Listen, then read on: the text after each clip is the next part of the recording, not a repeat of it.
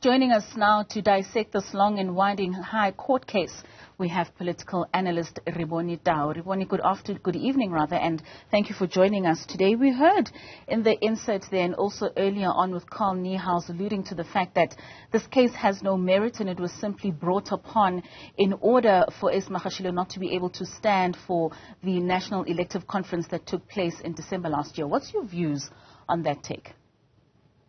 Good evening. Good evening to the viewers at home.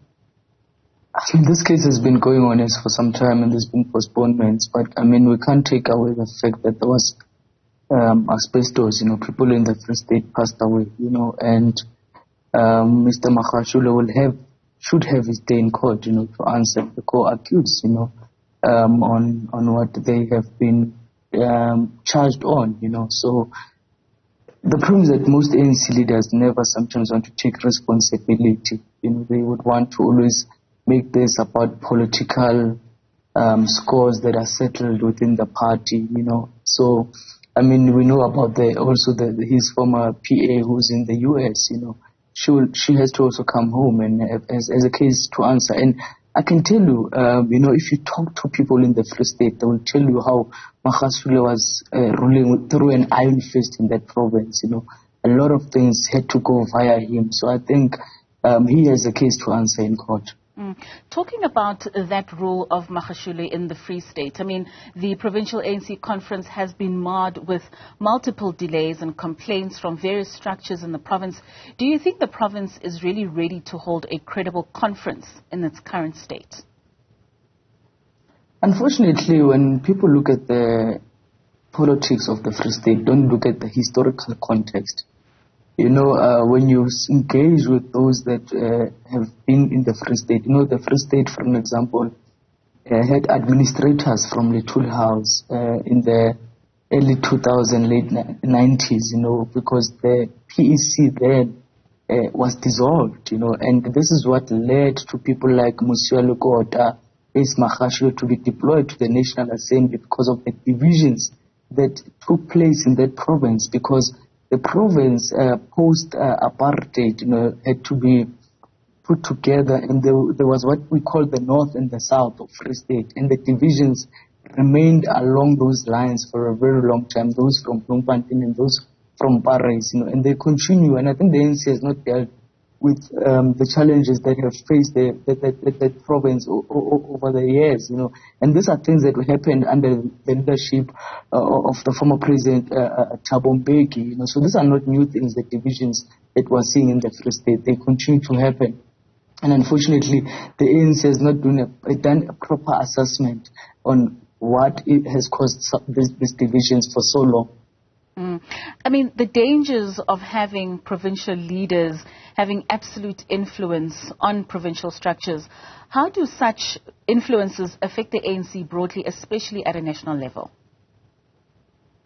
If you look at what you are saying, in the past, under the leadership of the then President Jacob Zuma, we had Premier League, and even if the ANC leaders might want to denounce it and say there was never such what we call the Premier League, and people like Magashule, Titi Mabuza, Supra were part of the Premier League, they were very strong, and they were able to even shape the politics of national, because then they would decide even who goes into the National Executive Committee from the provinces, so it was a very big problem, because there were these people who were just powerful within the organization. The ANC over the last couple of weeks and months has been speaking renewal, and in reuniting the ANC and the factions, do you believe that having S. Magashule at the center, especially in the province of the Free State, would be beneficial in reuniting the province of the Free State? Renewal is a very difficult process, and unity is a very difficult process, and the unity should be it can't be just a unit for the sake of unity. It needs to be clear, unity for what, and in the renewal process, it needs to be clear what is it that you are renewing, because when you are speaking about renewal, it can't be selective. renewal means that all members of the ANC must subject themselves to renewal, a renewal process. It must not be because who is close to who, and some are not then touched because they sit in a particular faction, unfortunately, as things stand, this thing hanging over Magashula's head, it makes it very difficult because the constitution of the ANC is clear, on the step aside rule once you are charged. But by the way, what is very interesting, when I even raise the issue of the constitution, this is a conference of the ANC, the 55th conference, that had a second leg of its conference, but it did not amend the constitution. There are a lot of things that are still hanging around the constitution.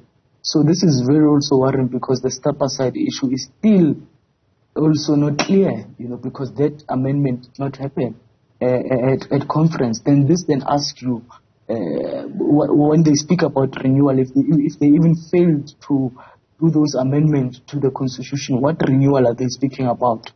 And speaking of some of those failures, the instability in the Free State province could have a big influence on the ANC come 2024. How much of an impact or a pinch will they feel should the instability in this province not be resolved? Absolutely. Divisions within the ANC, not only the Free State, but throughout the country, they do, play a huge impact. And I'll tell you why. You look at the 2019 2019 national elections, and you look at 2021 local government. You must remember that in 2019, you had the Women's League, for an example, which was at the time led by Dr Petrus was very active. You had even the Ishmael and them being in office. But in 2021, you start to see also, even for an example, the Women's League not being active in the campaigns of the local government elections. You start to see the decline. So you could say actually South Africans at times are more tolerant of a corrupt ANC than a divided ANC because some of these people really do marshal forces on the ground. They do command, support on the ground. So they are able to demobilize members of the ANC to tell them maybe not to campaign or not to vote. And I can tell you this, for an example, in Tshwane, when Tshwane lost 2016 local government elections, it's because people were demobilizing people on the ground and saying no sputa, no vote, because they did not want to vote Visa. So unfortunately, the ANC, the decline, we'll see it, again in 2024. The decline is continuing.